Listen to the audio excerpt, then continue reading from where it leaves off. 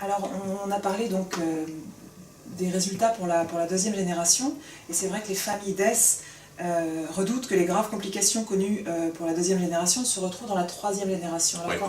qu'en est-il? Ces résultats sont très attendus. Alors, on peut distinguer les malformations et les handicaps. Pour les malformations, certaines sont communes aux filles et aux garçons. Ce sont des atrésies de l'œsophage, c'est-à-dire qu'il y a un obstacle, une obstruction au niveau de l'œsophage. C'est une malformation qui se diagnostique dès la naissance.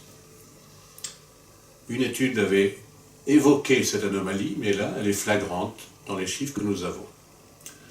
Le deuxième point est un doute en ce qui concerne les malformations cardiaques, car nous avons trouvé un chiffre augmenté de ces malformations, mais pour les épidémiologistes, il est à la limite du caractère significatif.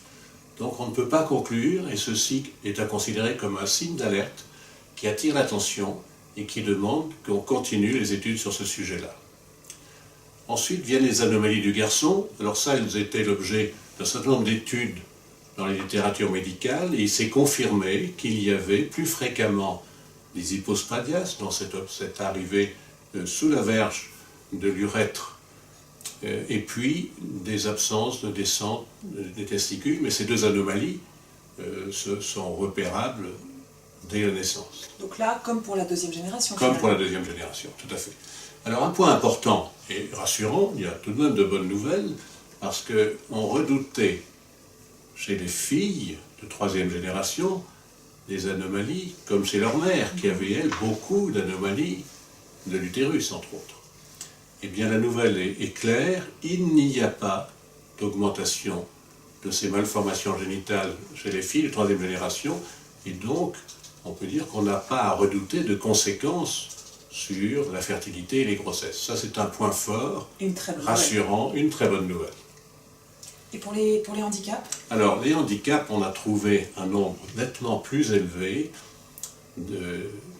d'IMC, infirmes moteurs cérébraux, mais ça, c'est clairement lié à la prématurité. On sait que pour les grossesses d'Istilben, chez les filles d'Istilben, donc, il y a un taux plus élevé de prématurés, y compris de grande prématurité, et que c'est cette prématurité qui est à l'origine des IMC en question.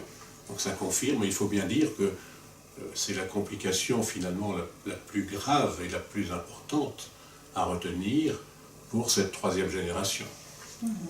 D'accord. Et sur le sujet des cancers?